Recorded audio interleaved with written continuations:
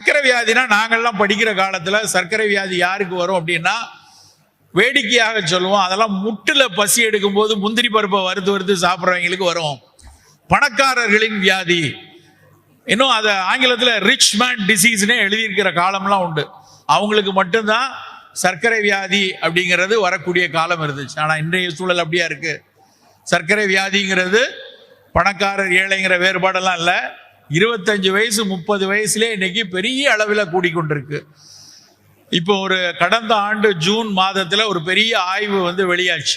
11 வருஷம் ஆய்வு நடத்தி போன ஜூன்ல 2024 ஜூன்ல இந்திய மருத்துவ அறிவியல் கழகம் ICMR அவங்க அந்த அறிக்கையை வெளியிட்டாங்க. அதில் அவங்க சொன்னது என்ன அப்படின்னா, 25 45 வயதுக்குள்ளாக இருக்கக்கூடிய பெருவாரியான மக்கள் சர்க்கரை வியாதிக்குள்ள நுழைந்து கொண்டிருக்கிறாங்க. கொஞ்சம் எச்சரிக்கையா இருக்கணும். ஒட்டுமொத்த மக்கள் தொகையில நாங்க படிக்கிற காலத்துல 5-7% தான் டயபெட்டிக் அப்படின்னு வந்துச்சு. இன்னைக்கு நேரடியா டயபெட்டிக் 10-12% வந்தாச்சு.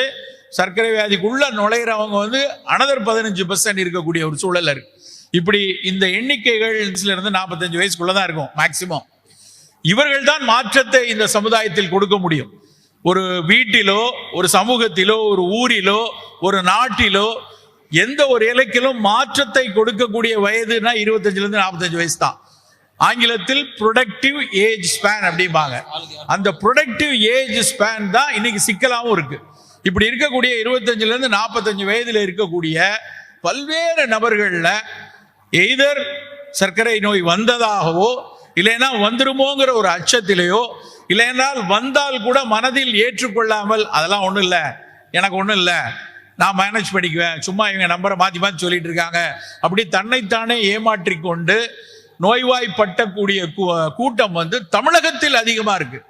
அதை நான் சொன்னேன் ஒரு ஆய்வறிக்கை. அந்த ஆய்வறிக்கையில் ஒவ்வொரு மாநிலமா போடுறாங்க.